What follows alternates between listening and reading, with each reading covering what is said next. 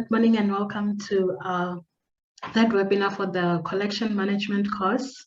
In this webinar, we'll be talking about risk and disaster management, and it's chapter 7 of the collection management and curation and conservation manual.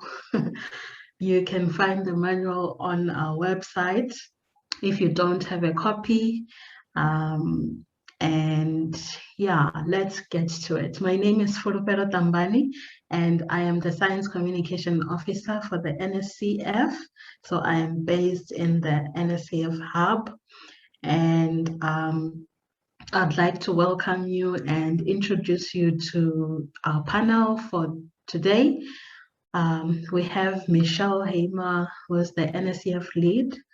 She's going to be telling us about what we need to know about risk management and risk assessments.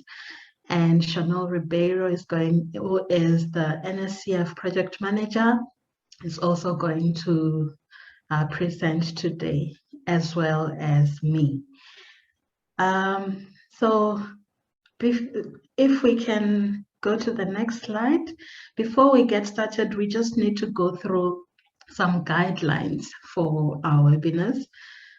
If you can please keep your contributions helpful and considerate of us as the host and other participants.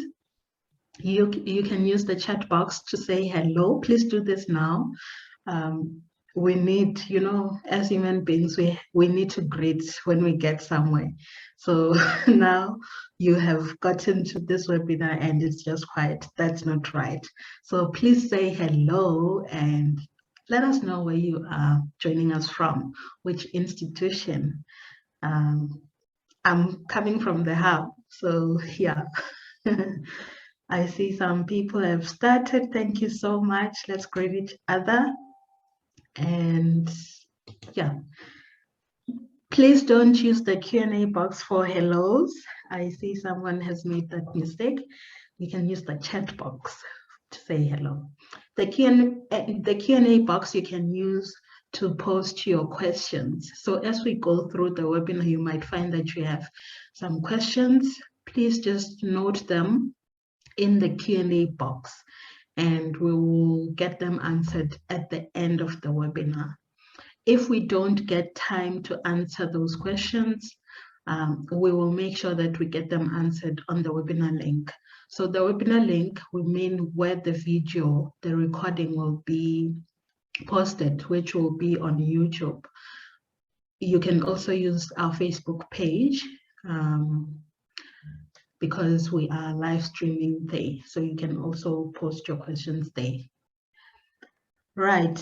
On our website, we have a page specifically for collections management. So all information regarding the course, if you need anything, I mean anything, whether it's videos, previous videos, whether it's assignments, whether it's just information, even the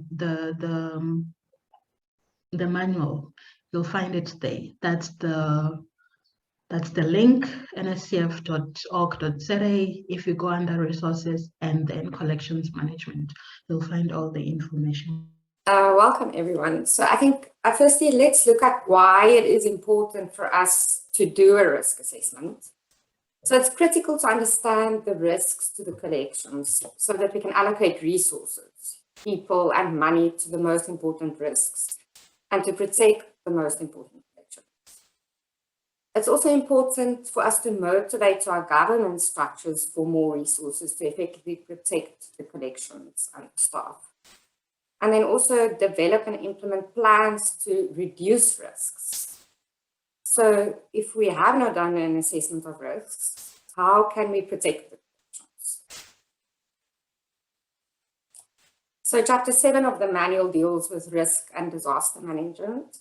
And today we will deal with how to do a risk assessment. Where do you even start? How should you go about doing it? And also what must you produce from the assessment? At the end of the webinar, we'll also to talk a bit more about the assignment for the collections management course that you will need to do. So today we only deal with the process to follow to do the assessment.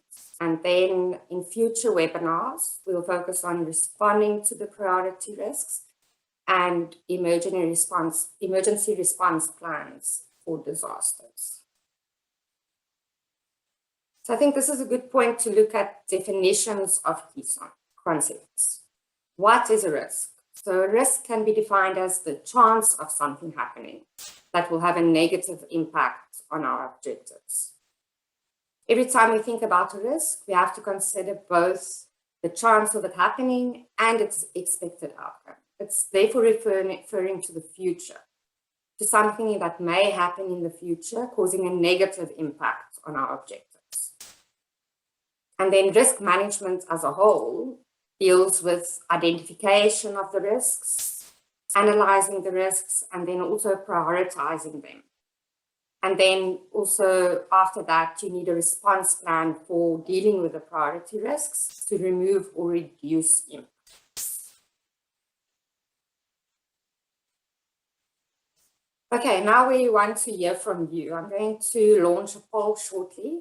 And the question is, does your institution have a risk assessment document and risk management plan?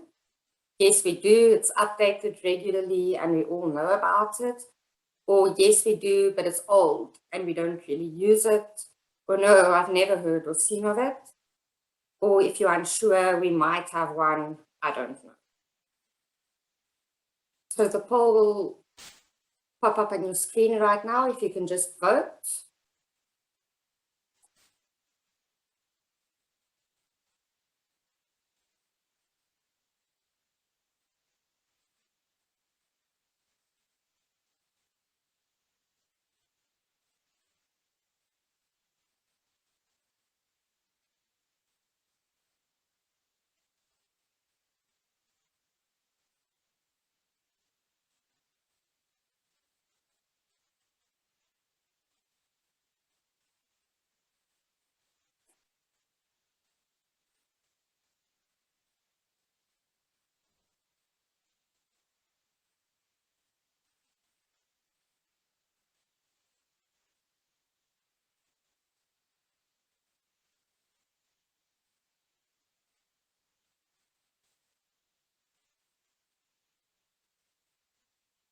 Okay, I see people are still voting. I'm just going to give it 1 or 2 more seconds.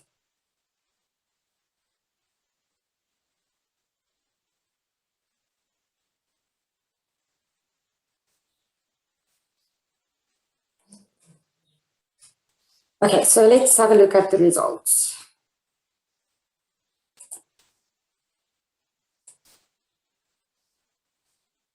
Okay, so 32% says, yes, we do have it and it's updated regularly. 18% says, yes, we do have one, but it's old. 8%, no, never heard of it. And 42 are unsure. So the majority are unsure.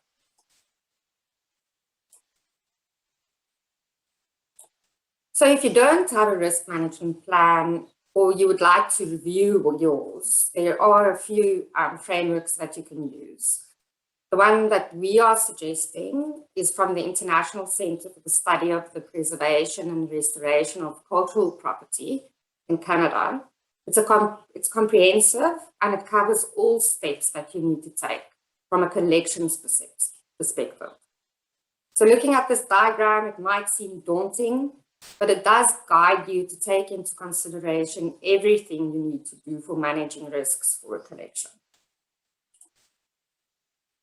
So the first step would be to define the context. And moving clockwise from there, you will identify risks. On the outer circle, you'll see tools and techniques that you can use to help you to do this. After that, you'll move on to analysis, evaluation, treatment, monitoring.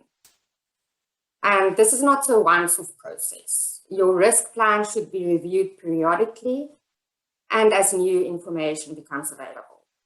So as a governance tool, it shows that you are in control of managing your risks. And then new risks might arise, or the likelihood of something happening might change. So it is a continuous cycle of monitoring and refining.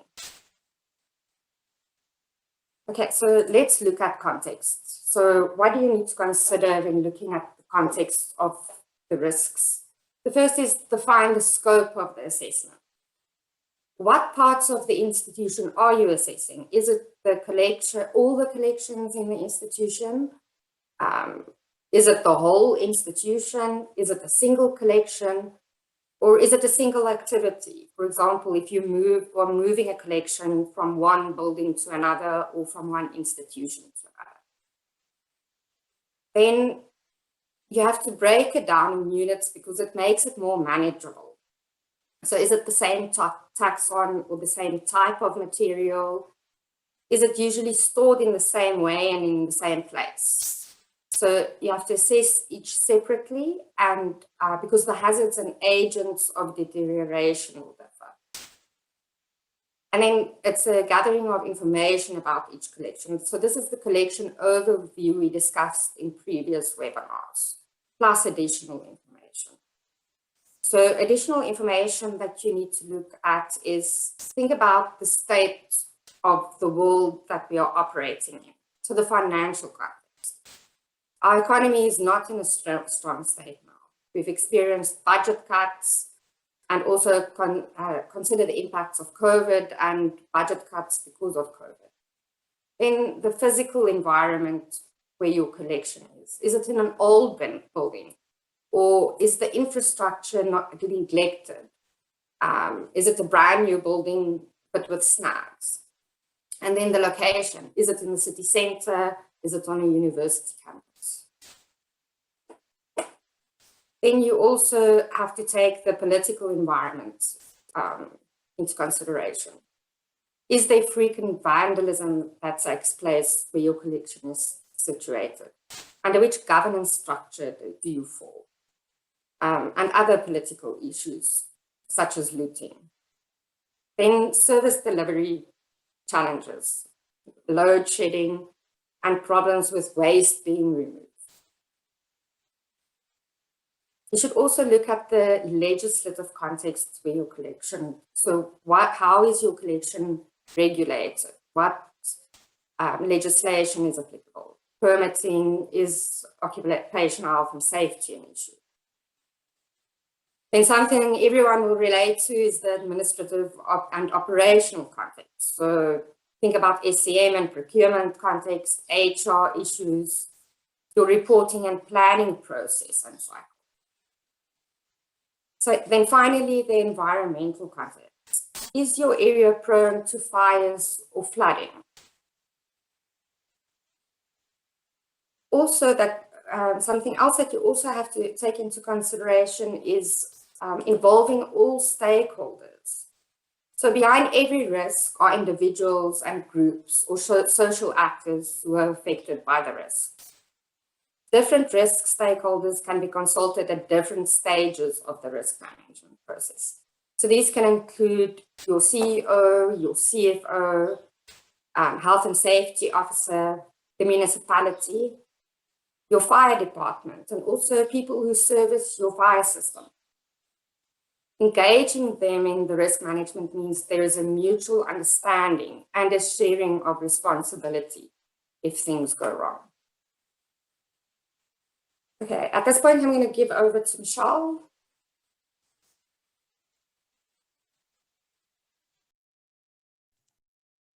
Okay, thanks, Chanel. So I'm going to talk about identifying the risks. So this is looking at what can go wrong and cause damage or loss of value to your collection or your specific objects in the collection. This is this next block on the wheel, identify, and there's 3 different aspects to identification. Next slide.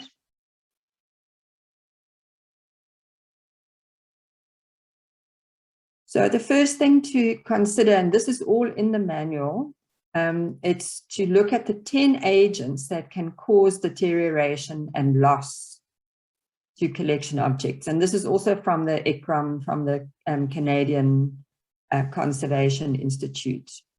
So these are basically things that will damage collections. And you need to look at them and to say which of these could be relevant for my particular collection or circumstances, because it might not be, not all of them are relevant to all collections. And then you also need to look at what is the source of that risk or that agent of deterioration. Next slide, please. So you need to look, you can't just say physical forces, you need to look in more detail. So, you know, if you talk about physical forces, yeah, we're talking about handling of specimens or collection objects, moving them. We're talking about a potential building collapse, earthquakes, or construction work in the building. Or crime, there's a whole lot of different types of crime, and you've got to identify which ones. Fire, there's different types or sources of fire that need to be considered. Water, it's the same thing, it's in the details. So you can't just say water, you've got to say what is the risk, where is that risk? And then a very interesting and diverse one is disassociation. So this could be if you don't have an inventory, if you have your collection that's poorly documented, if objects have been lost or could be lost, to do with outdated or obsolete hardware and software. So you might have a database, but it's in some kind of software that nothing reads anymore. You could have labels in poor condition, disintegrating, and you could have staff retirement and staff positions not being filled. So this is all around the expertise and the information associated with the collection. And so you go through each of those 10 agents of deterioration and think about each one and what kinds of source and impacts would be relevant. All right, next slide.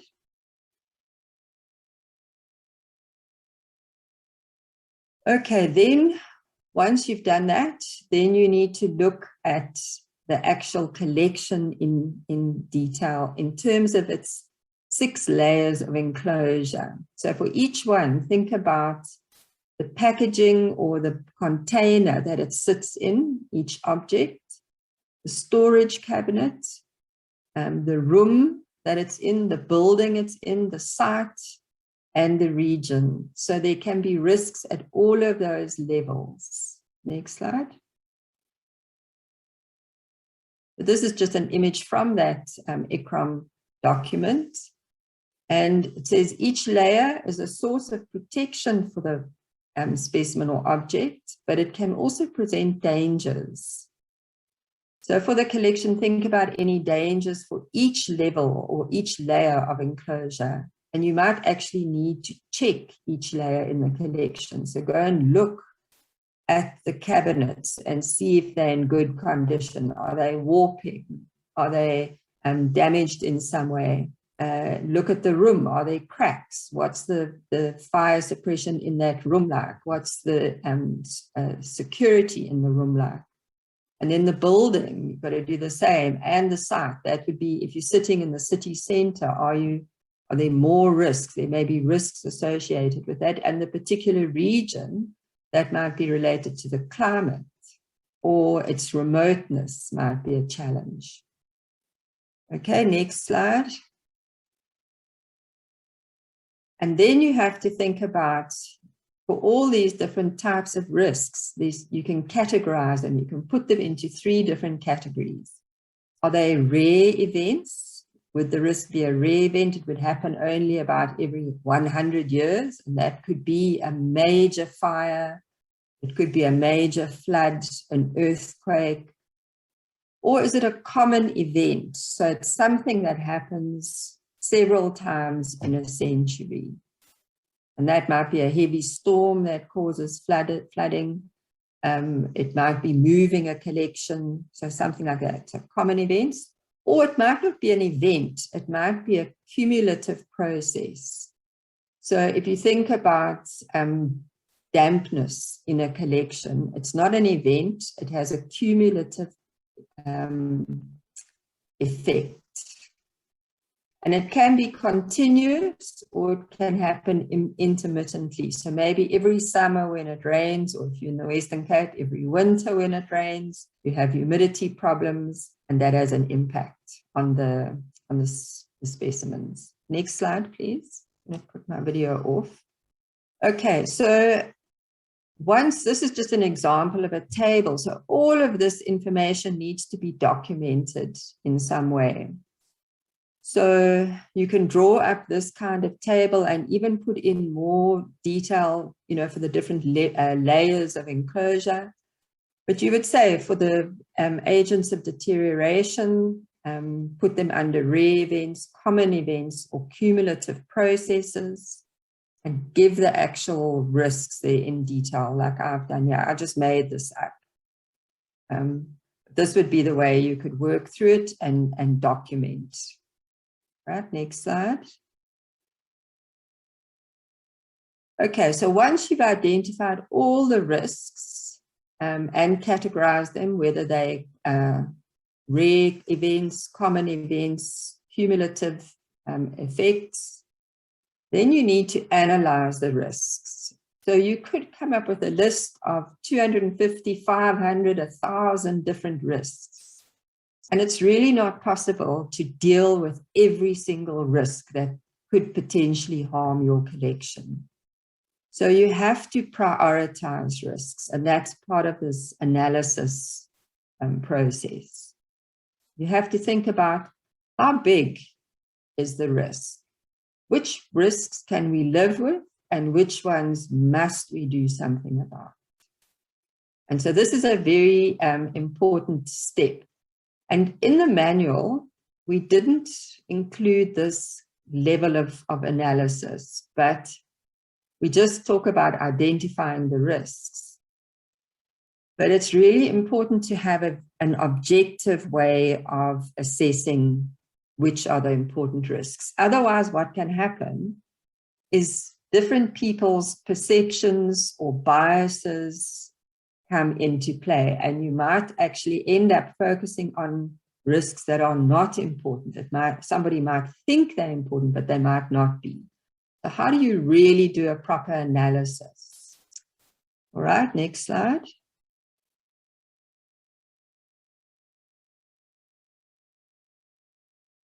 So there's two things that you have to look at.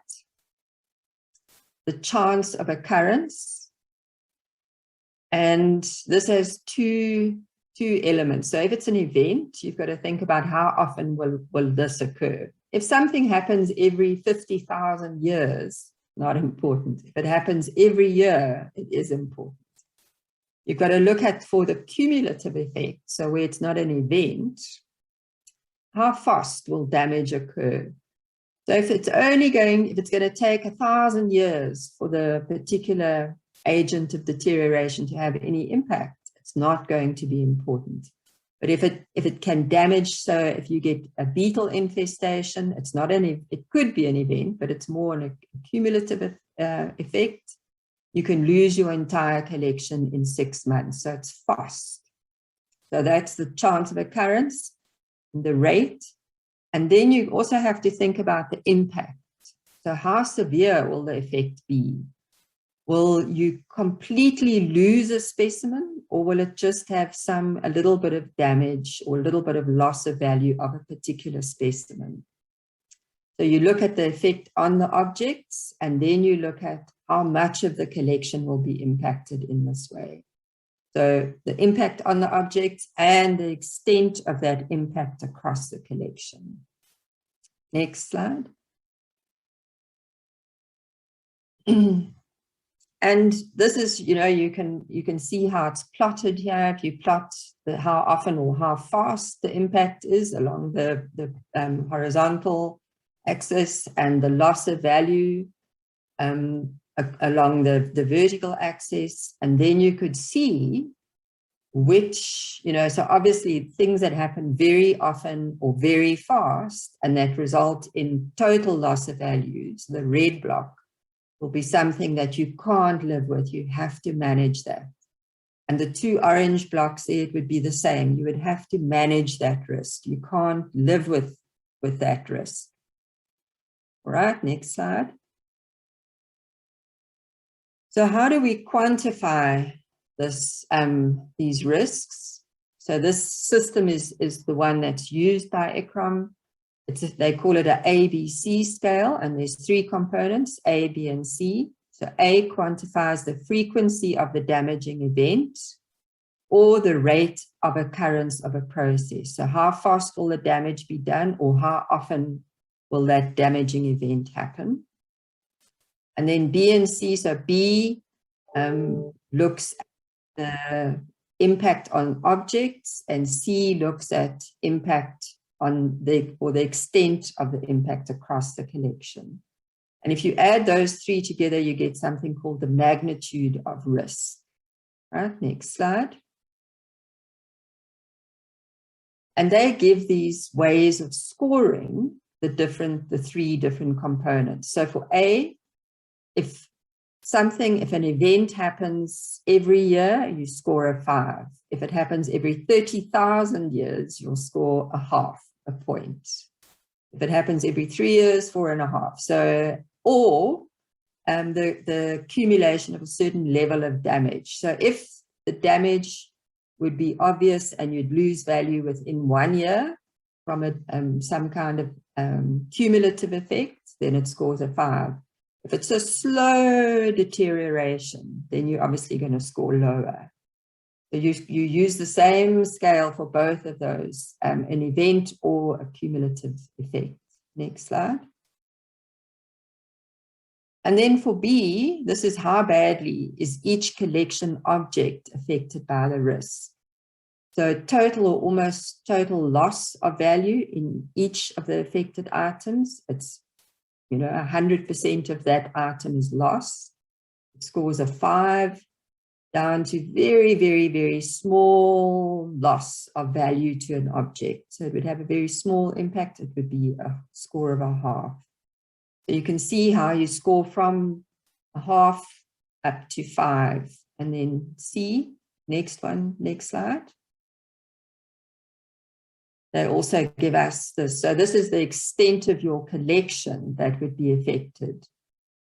So, handling a specimen when a visitor is looking at it, it would probably only affect one specimen, one object, but a fire through a collection would damage most of that collection. So again, you score from a half to 5. 5 is the entire collection. So they talk about a heritage asset. We can talk about a collection, and you can see how, again, it's scored from a half up to 5. Next slide.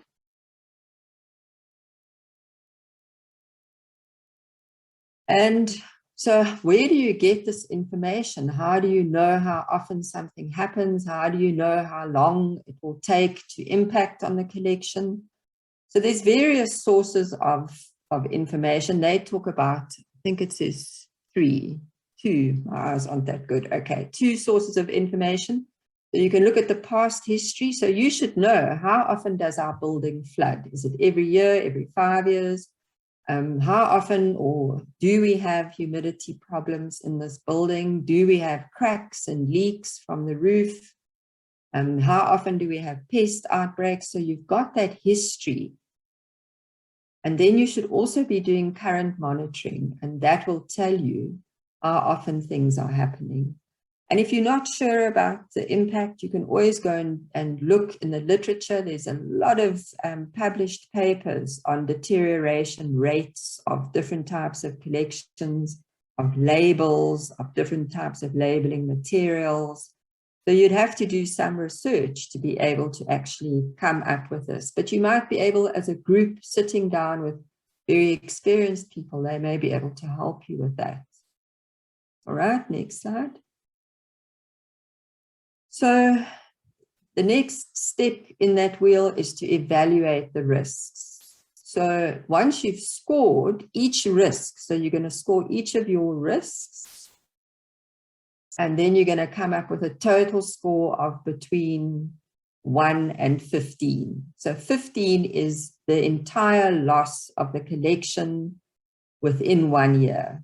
It's a score of 5 for A, 5 for B, 5 for C. The entire collection is expected to be lost in 1 year. So that's catastrophic. Anything from 13.5 to 15 is a catastrophic risk. And then 11.5 to 13 is an extreme risk. 9.5 to 11 is a high risk. And those three categories, especially the top two, are things that you can't live with. You know, you can see low priority ones you can probably live with. So just in the chat box, can you think of a situation where you would be able to assess a collection, a magnitude of risk equals 15? So yeah, post to everybody in the chat box. We'll just give you a minute. Think about what could completely wipe out your entire collection within a year. What kind of thing? Fire. So Roger says fire, yes. So if you think about the UCT fire, it didn't wipe out the entire library. I was at a webinar this morning about it actually, but it pretty much devastated it. Fire and water, a complete flood.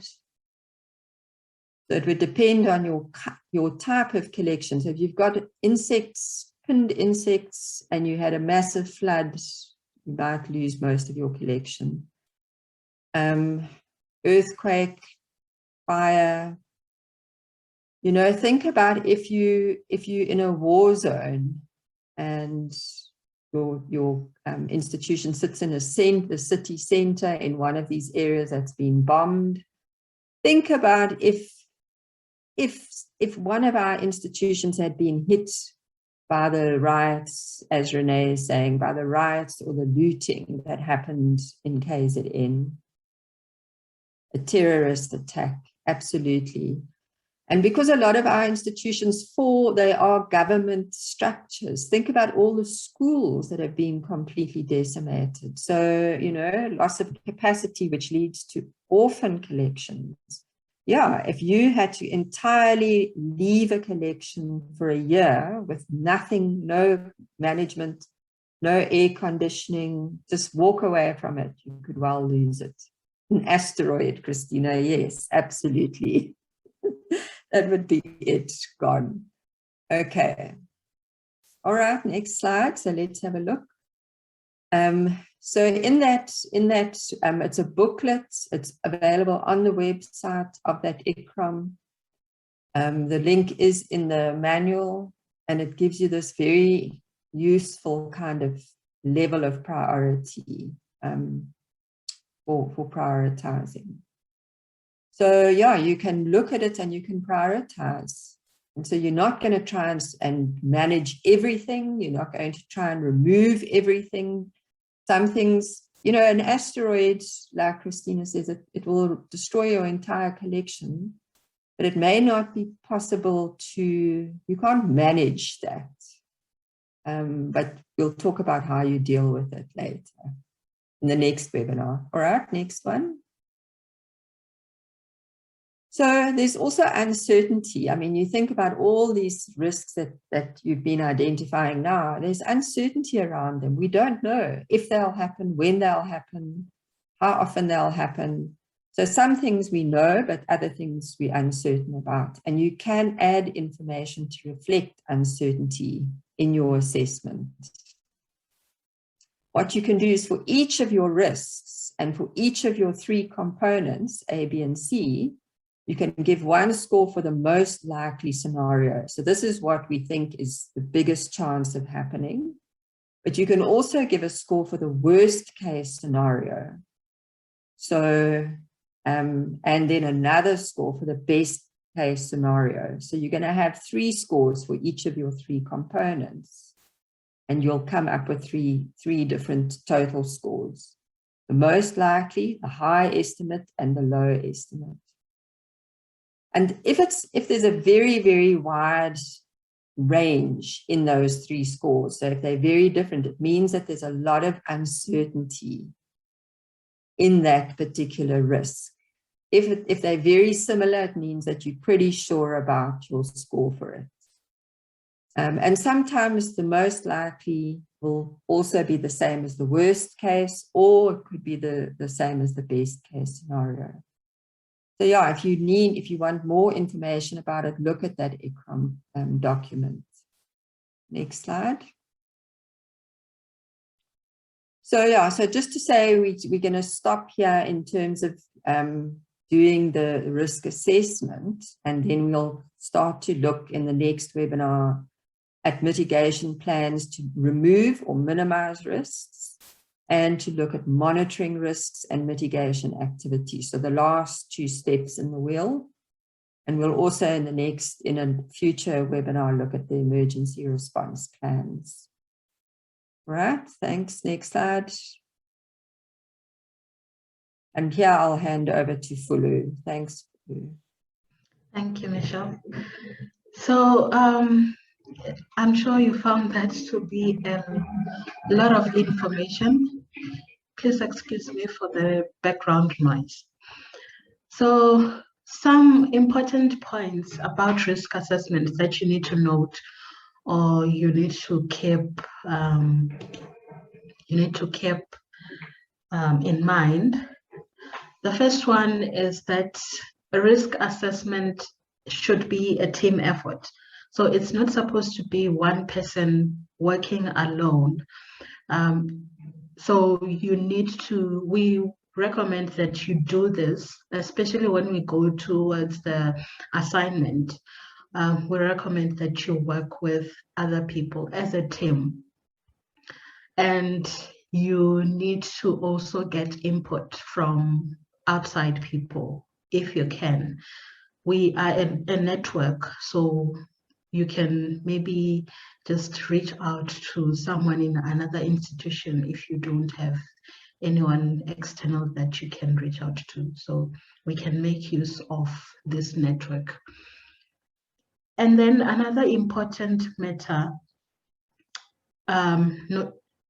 it's also important not to only ensure accurate data or information, but also to ensure buy-in from relevant people. They must understand and accept. This is important. There must be an understanding and an acceptance of this document, this assessment document. So once you have worked as a team, you also need buy-in from relevant people. So those people that are responsible for signing off or using the document, whoever is involved, they need to give buy-in to this document. Another important matter is communication. I'm sure we can all agree that communication is one of the important things or tools that we need to have in any process. So also in risk assessment, it's very important that everyone in the institution must be aware of the risk assessment document, and they must be able to access it. They need to know where it is, whether it's in a computer or in a cloud, or whether it's a hard copy, where is it placed? If there is that risk that they are dealing with, they need to know where to access it, where to go to get information about a risk assessment and how to deal with it. We can move to the next slide. So in terms of communicating the risks, which is the reports, failure to communicate effectively could result in the level of interest and involvement of stakeholders reducing. And also this also results in poor decision making and ineffective actions concerning risk treatment. So you'll find that if people are not communicated to effectively, they are not going to have interest in whatever you're doing. They're not going to have interest in the risk assessment or how to deal with risks. They might not, because they don't know about it, they might not see the importance of knowing or having that information. But if you communicate the importance to them, then they will have interest and they want to be involved. And this will automatically result in people making the right decisions for the collections and the institution as a whole, and taking actions that will be for the benefit of both collections and the institution. And then a useful way to communicate risks is using risk summary sentences. This is just an easy, effective way of letting people know that are in the institutions what the risk is, and some other important information. So this summary sentence is a complete and meaningful sentence that refers to the future. It identifies the danger or the agent of deterioration, and it specifies the expected adverse effect. And it also indicates which part of the collection will most likely be affected. Let's move to some examples. These examples have been included in the manual. So if you look at the red part is indicating what the risk or hazard is. The blue part indicates where the risk is, and the brown indicates the impact of that risk. So these are sentences that you can have as placard notes, as you can put this on your notice boards, just so that people can see it and remember it. So the first example, failure in the digital storage system, where the only existing copy of the museum collection inventory is kept, will cause irreversible loss of information and will compromise intellectual access. So you will see that this indicates what the risk is, where it is, and what impact it will have. Very simple, very short, and easily understandable. Let's move to the next slide. I see there are 2 participants that have raised their hands. Let me just finish with this and then I will have you speak. So for the discussion forum that we'll be having next week, we're going to be sending you an invite right after this webinar. So that in the discussion forum, we need 3 volunteers, just like we had last time. So these 3 volunteers will need to present on their experience of doing risk assessments of collections. So they will need to answer these questions. How did you do the assessment? What did you find? And what did you learn? So if we can get 3 volunteers, you can do the same thing as previously. You can just send an email to Michelle as soon as possible. If you can do it before the end of today, that will be great.